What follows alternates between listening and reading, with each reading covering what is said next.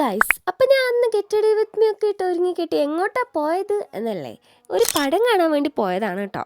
ദൂരെയൊന്നും അല്ല, അടുത്തുള്ളൊരു ഫൺ മാളിൽ തന്നെയാണ് കേട്ടോ പോയത്. പിന്നെ പോകുന്നതിന് മുന്നേ ഞാനൊരു ഷവർമയൊക്കെ തിന്നിട്ടാണ് പോയത്. വലിയ നല്ല ഷവർമയൊന്നും അല്ലായിരുന്നു, എന്നാലും സഹിച്ചങ്ങ് തിന്നു. എന്നിട്ട് ഞാൻ പിന്നെ മോളിൽ പോയി വെറുതെ നിൽക്കുവോ?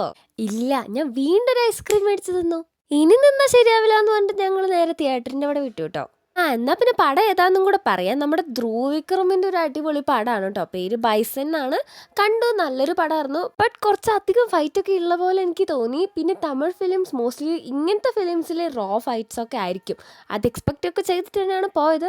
ബട്ട് ഓക്കെ, പേടിച്ചിട്ട് ഫൈറ്റിൻ്റെ സീനൊന്നും എടുക്കാൻ പറ്റിയില്ല. അതാട്ടോ ഇതൊക്കെ കുത്തിക്കയറ്റി വെക്കുന്നത്. പക്ഷെ പടമൊക്കെ നല്ല പടമായിരുന്നു. ധ്രുവിൻ്റെ ആക്ടിങ് ഒരു രക്ഷയിലായിരുന്നു, അടിപൊളിയായിരുന്നു. പിന്നെ അനുപമ, രജീഷ എല്ലാവരും അടിപൊളിയായിരുന്നു. എനിക്ക് ഇഷ്ടപ്പെട്ടു.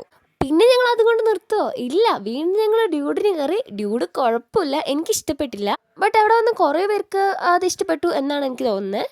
അതൊരു ആവറേജ് മൂവി ആയിരുന്നു കമ്പയർ ടു ബൈസൺ ആയിരുന്നു അടിപൊളി. എന്നിട്ട് ഞാൻ തിരിച്ച് പുറത്തു വന്നൊരു ബിരിയാണിയും കഴിച്ചിട്ട് പിന്നെ ഞാൻ സ്ഥലം വിട്ടു കേട്ടോ. അപ്പോൾ അത്രയൊക്കെ തന്നെയുള്ള അടുത്ത വീഡിയോ കാണാം. Bye bye.